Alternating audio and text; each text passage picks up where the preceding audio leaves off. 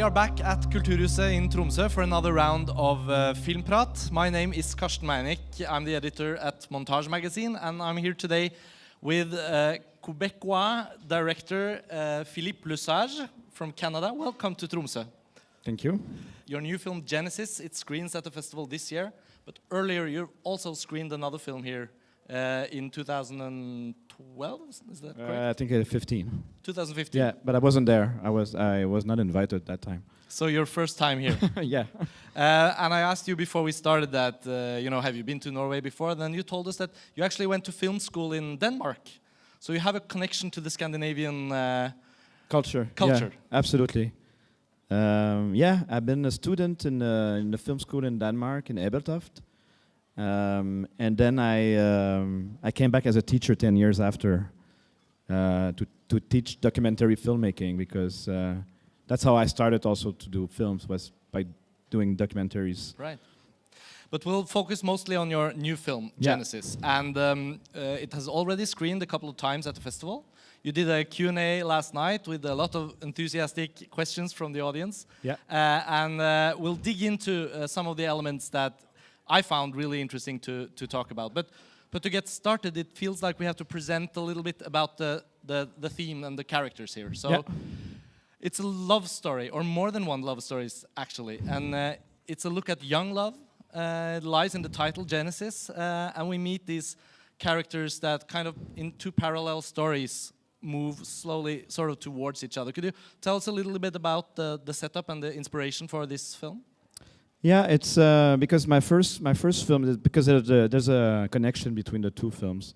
My first fiction film was called The Demons, and it was I was interested in exploring children's fears related mainly to maybe the awakening of sexuality. Yeah, and it was pretty much inspired by my own childhood, so then I thought it was logic in a way, because to move on a little bit with a little bit older characters, but still in that period of youth. Yeah. But now they are teenagers. But I think it's just a period where it's very interesting in terms of cinema, because it's such an intense period where you're learning so much things. Yeah.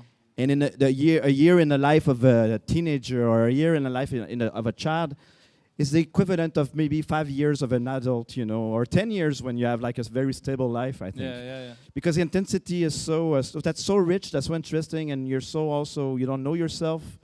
Maybe we never know ourselves, but at that period it's even more obvious. And you have this kind of vertigo in front of, what's ahead of you, and you're asking yourself a lot of questions. And me as a kid, and as a teenager, I was asking myself a lot of questions about who I am. And also who I desire, what do I want to be, who do I want to love. And then I realized also with time that love and desire are things that are moving and changing with time. I'm definitely not desiring the same, are attracted by the same people now than I was when I was a teenager. So that's a period that is so interesting in terms of so this is why I focus on that period of life. It's interesting in many ways, but obviously we can all kind of immediately identify with a film like this. I love the fact that you throw us directly into the classroom. Like the film starts with a joyous song. In Norwegian we would call it drikkevise, a sort of drinking song. And the boys in the classroom jump up and down, and there's this wonderful energy. And you don't spend time, what city, what year, all that sort of expository information. Instead, we are thrown in, and that works on a personal level, because we can all remember a classroom, the energy of the other students, and it has a really effective beginning. And then we zero in on a main boy, because it's a boarding school only for boys. And after a while, he listens to a Discman, I think, at some point, and there's some technological traces, and I can think, is it late 90s, is it early 2000s? But still, you just keep it a little in the background, and we concentrate very much on the people. Yeah. So this boy, he's the first one we meet. Is that one of your, is that also a personal sort of thing, that type? Was that you, or was that a friend of you, or was that, where did he come from? Oh, he's He's a mix of maybe different me in a different period of my life, I guess. But of course, his story. I went to. I mean, there's a lot of things that I have in common with this character. Yeah. The relationship with the teacher. It's pretty much based on the teacher I had, and also I went to this school. I was not aboard. I was not I was not like sleeping at the school. No. I was not a boarding student, but I was going in an all-boy college. Right. Which starts to be completely obsolete because even these ones there start to disappear also in Quebec. But it used to be a whole Jesuit college, and when I was there was still like some Jesuits teaching. Yeah. And I must say they were nice because we have a lot of prejudice, concerning priests and education and Catholic schools. But they were very nice at my school. Thankfully, but so I dig it up an inspiration. But I'm also a writer, and as a writer, I'm cheating a lot when and so I use my imagination as well for many situations. But I think that the more you're precise sometimes about that's what I believe, that cinema is not as interesting as life itself, and sometimes life itself deploys itself in such an amazing way. That it's so interesting and rich that sometimes when you take a scene that really happened to you in your life, it will be 10 times more original and special than if you're just using your imagination. And by using your imagination, you might take the risk to, like get too much inspired by other films or stuff, and then and then you lose that originality. But it's very interesting. I feel like I have to bring up an example, and let's see if I'm right. But one scene pretty early that struck me as very strong because it's very specific. It's the point where the teacher-student relation is portrayed by the fact that the teacher says to this main character that, "Come on, do the parody of me. Come on, I know you can do it. Make fun of me," sort of. And he invites him up. And to me, that was like, it's not a narrative scene. We don't need it. But it shows us immediately that there is some affection between the teacher-student, but there's also a problem of authority versus, the energy of this guy. And we get to know the main character because he has a lot of talents, he has a lot of sort of virtuosity of his personality. Is that the kind of thing that happened that you could put into the story? Or I could not have imagined that. No, exactly. And there's a lot of these small things in the film. But of course, later there's a narrative there because the teacher wants to break the student at some point because he's getting too much, maybe power in the classroom. Feels too free. Yeah, exactly.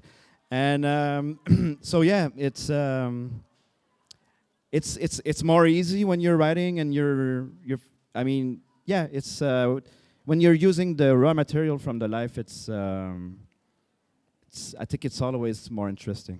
And in film history also we see that some of the stronger sort of coming of age stories or stories about youth, I constantly think about whenever I see a great coming of age story or a story about young love, I'm reminded by like François Truffaut's 400 coups, 400 blows. It's one of those, it's very famous of course, but still it's a very good example because he was also able to use his personal experiences still write something that so many could identify with, even though we didn't live at that time, or so.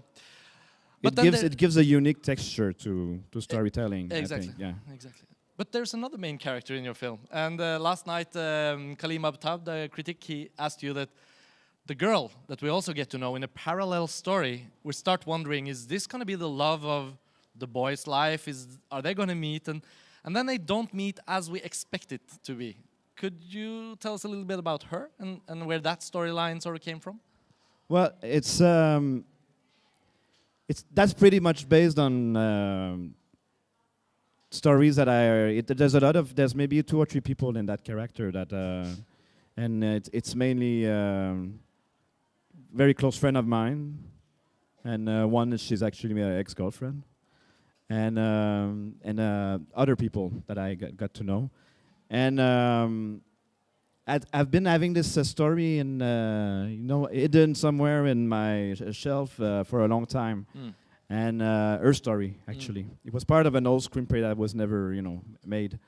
And so for me, yeah, it was important to address love in different gender, but also from the different angle. And having this female character was for me like completely. It was important for me, as important for me to tell that story than to tell the story of my two other alter egos, for instance. Yeah. But I have to say also that I identify myself as much to her than to the other main characters. Yeah.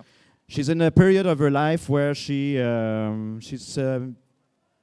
disappointed by love, and she's looking for it, and in a period of your life where you can fall on the wrong people.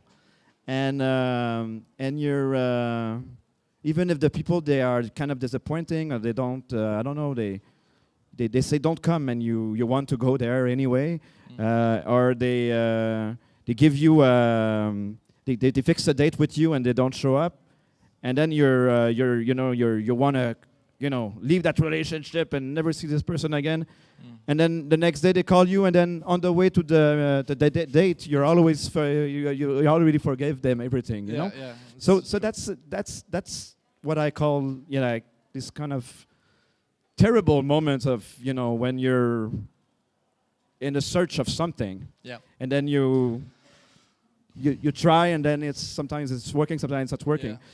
So I can identify myself a lot to her in that sense. And the pain and the mistakes that happen in her story, it's very identifiable, and I think it's also part of a lot of us have memories of the joy, but also the and exactly. the one that got away, or the one that never happened, or the feeling I never expressed, or all these things. How many times when I was single, even when I was as a grown up, when you're in the phase when you're single, and then you get like completely carried away by you met a new person, and then for 2 days you're like, she's the woman of my life, this is fantastic. And then you call her and you're excited, and then you realize that she never can see you actually, or or it's not as easy as you think it was, or you discover that she is having somebody else in her life, and you're one of many lovers right now. And I mean, so it's it's a lot of material to write from, though. So it's rich, and it gives your film a lot that you have these two characters, one girl, one boy, and you get to talk about many elements of what we are talking about now. And one thing is these two main characters, and at some point we realize they actually are brother and sister, and or half brother and half sister, but still they are in a family together. And it makes me also think about the fact that I have sisters myself, and I thought, after watching your film, I thought, how much do we know of the inner lives of the people closest to us? Like, can we really? And I find it really sad, but also beautiful that the two of them, they have each other in a couple of moments in the film. Yeah. But we are the only ones who know the details of both of the stories. The balance between the two stories, how was it always set in the script the same way as it is in the film, or did you keep working on that, during the editing to find that sort of balance? No, they were only like meeting once, like in the film, and at the end. And at the end. But I have a lot of siblings. We are 4 children. They were also very present in my other film, The Demons, the siblings. And I was coming from my generation is maybe the first generation where both parents were working. So they're baby boomers, and they were still working. So we were, there was a lot of time we were left alone, and so the relationship between us is very, we're very close. Yeah. And so I think I kind of unconsciously I put that in my film, that kind of affectionate link with the sibling. Yeah. And brothers, sisters, or brother in my other film, or also brother, sister. But it enriches the material because it helps us look at love from all these different angles. Like love between friends, love as girlfriend, boyfriend, or boyfriend, boyfriend, but also love from brother to sister, and there's all these elements. And even with the teachers, in a way, it's hard to see, because I even though there's joyful moments, this is also a film that portrays the sorrow of a relationship that breaks. We learn to get disappointed at a very early stage of our life about. But I'm not saying that in a pessimistic way. No, I was going to ask, But, are you a melancholy spirit? You know, that's a kind of question that arises from that. And I think that's a good thing that you're sort of brave enough to put that stuff in as well, even though when it's very joyful, it feels like you want to make a really happy movie, you know? Yeah. But I'm everything but melancholic towards that period. Okay. I would never go back there. No. No, not to the teenage years. Okay. I am much more happy now than I was. You put it in the film and there it is. But for most of us, it's people. I feel like it's a tough period. Yeah, it is. Yeah. And so you can ask yourself why we want to do films about that period. But maybe because when it's tough, it's interesting and it becomes interesting material. Yeah, but it does. So Genesis is a film that has this narrative track that we have described now, 2 characters, and at some point you actually give us a new story, and I loved that part of the movie, that you actually are both interested as a storyteller, but also kind of brave enough because of the conventions of cinema is something we all struggle with all the time, I think, that we go to movies, we want to be surprised, but we also want to reconfirm the conventions that we feel safe with. So if someone experiments with storytelling, it can work, but it can also fail. Yeah. And an artist like you in this movie, you have to be brave enough to trust the fact that after having watched a whole film in a way, we get something more. So the idea behind the sort of epilogue in this film and the story about the even younger love at like camp. I don't know what you call it when you go to summer camp. It's a summer camp, yeah. So I just want to know where that idea came from and where that decision sort of was made. Was it early on? Was it later in the writing? Let us know a little bit about it. It was during the writing. But for me, it's just that as a viewer, I get more and more bored by a lot of things that I watch. Yeah. Because I feel like it's, I know where they get me, and I'm not surprised enough. And I remember when I was discovering cinema as a young student, I was so much like inspired by bold directors who were making like, you know, playing with the structure or having something very different just way of looking at life. Yeah. And so now as a viewer, I'm kind of, I don't want to get bored, you know, when I'm writing or when I'm doing my own films. I wanna see what I wanna make films that I wanna see. And and then I would put me with the distance and saying, as a viewer, you would probably be inspired by something with that kind of structure, for instance. Mm. So that's so then I wanted to kind of break the structure, but it's also cinema is very conventional, and it's because it's very expensive. Because you can do that in novels, and we accept it. We accept the fact that we change narrators in a novel. Yeah. We accept the fact that the ending, you know, brings I don't know, like a poem at the end of the... or a chapter in the middle can suddenly be about something different, and you get back to the... Yeah, and that's very stimulating when you actually read the stories like that. Yeah. So why not bring this to cinema? And but you need to be smart because you know the people who are giving you money, the institutions. If in the first version of the script there was a connection with the last story. Okay. And then you. And then because I was asked when I asked for the money for the first time, I was asked like, oh, what's the connection with this other story? Maybe you should write a scene to make a connection. So I did it. I did my homework and I said, okay, I will write them the. And they signed off. I will write them the scene. But then I didn't. I shot the scene actually. You did, yeah. Yeah. Mm. They were meeting in the school with at the school. Right. And then I realized that it was better off without the connection at all. No, that's that's the liberating part. Yeah, that exactly. As we are watching this new epilogue sort of start, I was looking, because that's the way we work. I was looking for the connection. I was thinking there's a connection here somewhere, there's a connection. Yeah. And at some point I was just, wait, I can just enjoy this new story and it's great. Well, I think it works for a lot of people. Yeah. And also if it doesn't work or people are asking themselves a lot of questions, and I like that as well. Yeah. Sometimes I there was a screening where I know sometimes I can see like 1 or 2 people in the cinema leaving during that last part because they're lost, okay, or they hate it. I don't know. But for me, it's fine. The film can end whenever they want the film to end. Yeah. So they can leave and during the epilogue, and they will still get something out of my film because they've been there for the first 2 hours. That's true, and it's so. And the first part is concluded in a way. A last thing we have to talk about is your group of actors, young actors, a lot of talents here on display and a lot of new faces, especially for us here. We don't get to see Quebecois cinema that much, and some of them might be French, I don't know, but tell us a little bit about how you found these actors, the boy and the girl mainly. Did you have a lot of casting? Casting is if I got a good casting, it's a 75% of my job is done. Yeah. You know? Yeah. Yeah, that's true. The script is written, I have a good casting. The casting is the most important thing. It's the reason why, you know, it's so stressful, and that's the reason why I'm completely obsessed with it. Yeah. So we cast it for a year.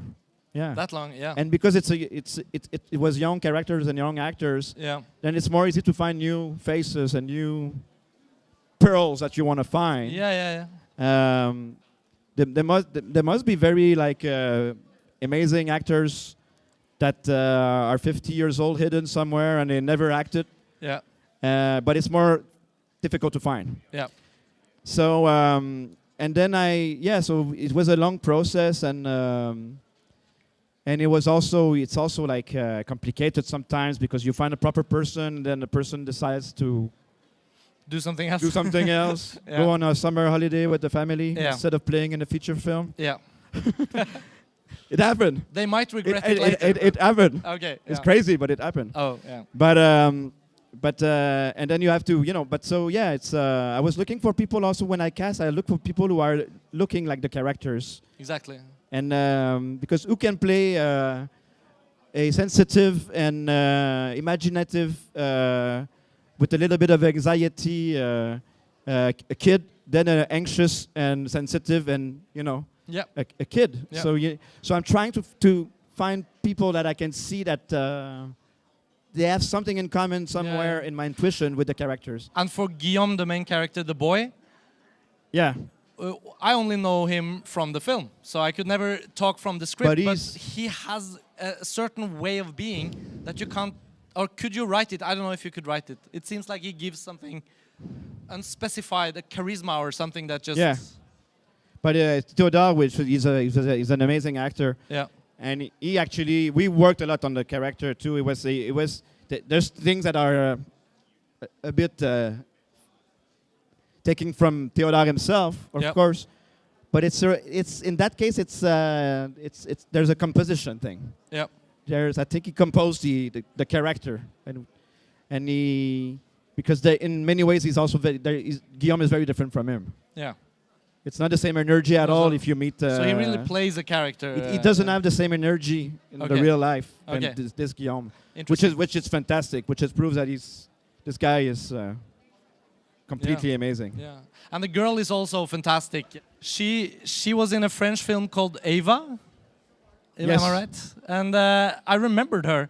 And then she wound up in your film as well, where her name is Noé Abita. Yeah. So did you find her from watching that film? Or well, I tried to find Charlotte, the character, among all the Quebec actresses from her age. So then I found somebody, and the person backed off also, but for other reasons. Okay. It was more serious and good reasons this time. I see. Than traveling with your family. But then so I was like, we were shooting like in 2 weeks, and I had no actress. And then my producers told me about that you've seen this amazing actress in Ava. Yeah. So I watched Ava immediately. We sent her the script because I thought she was very charismatic and there was something very sensitive. And then she fell in love with the script. So she decided to fly to Montreal, where she'd never been, and to film with this more or less known director. And there was something. I think she wanted to also face some demons. Yeah. by accepting to play this character. She could identify herself very much to Charlotte. Yeah. And that's for me. I think she's maybe more or less flamboyant than Guillaume's character, but she's so sensitive, and so she gives an amazing performance as well. Yeah. We have to finish up. I know that also the crowds around us are now taking our place. Yeah, they're getting crazy over this conversation. I can hear. But Philippe Lesage, thank you so much for coming to Tromsø with your film Thank Genesis, and good luck with your next project. Hope to see you back here in Norway in the future. Thank you. Thank you very much.